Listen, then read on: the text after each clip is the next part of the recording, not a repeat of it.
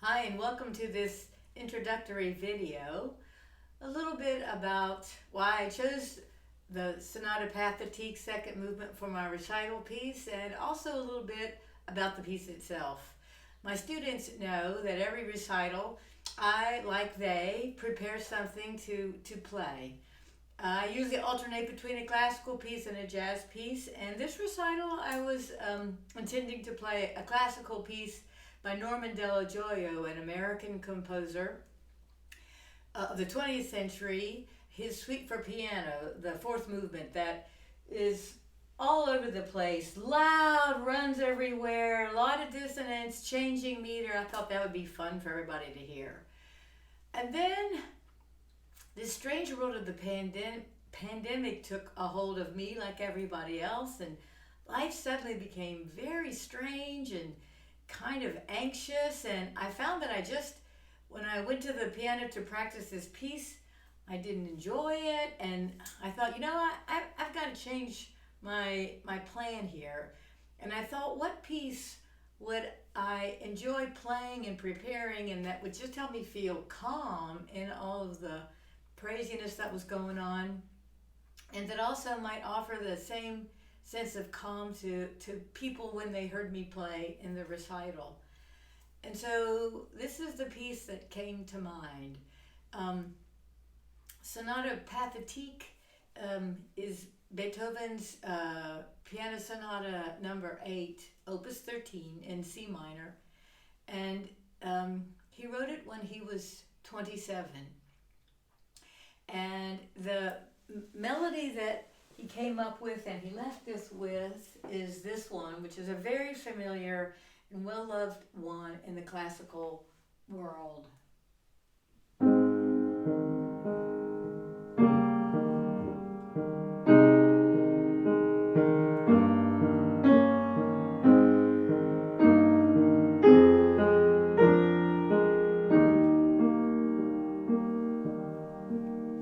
That's about half. It's 4 measures of the 8-measure melody that makes up the beginning part of this movement of this sonata. He calls this the Adagio Cantabile movement, which means slow and with a singing style. And you can hear that melody sing out.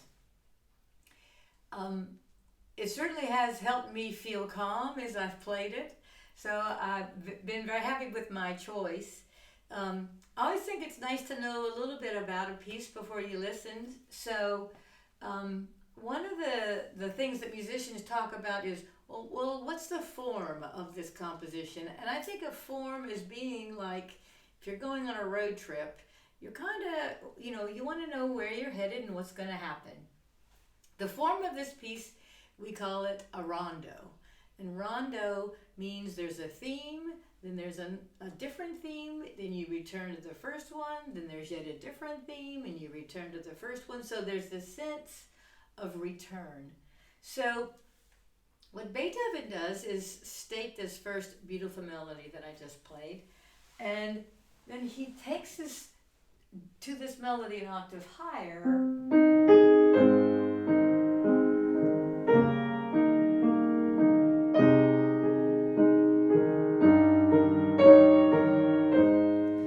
So he establishes this familiar road that the listener is on, and it's just kind of nurturing and warm.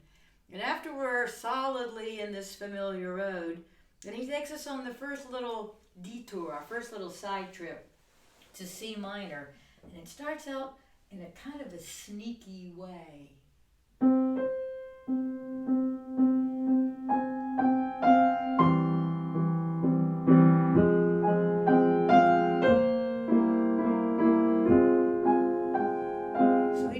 That idea for a little while over here on his side trip, but eventually with this cool chromatic line he brings us back.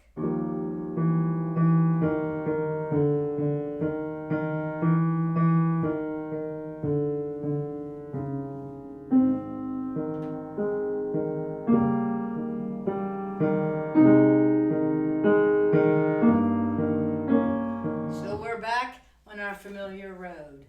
He doesn't keep us there very long until he takes us off on another little side trip. This time, he takes us to the key of A flat minor with these triplets. Da, da, da, da, da, da, da.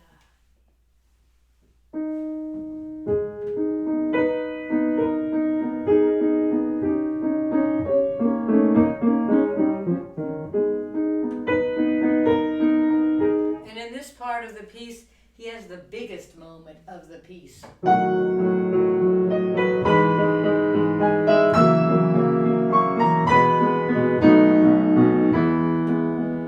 And he keeps us there for a while, but he takes us into this very cool diminished chord.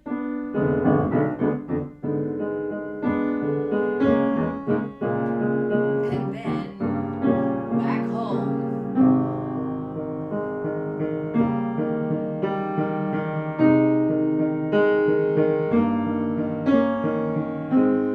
Once more on our familiar road, he takes us an octave higher.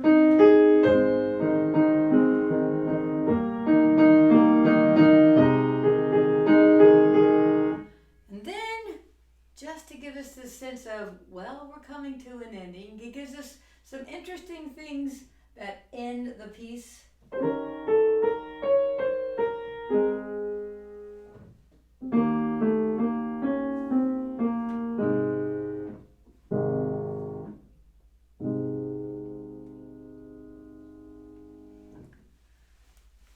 I've really enjoyed playing this piece. It certainly helped calm me down in these somewhat strange times.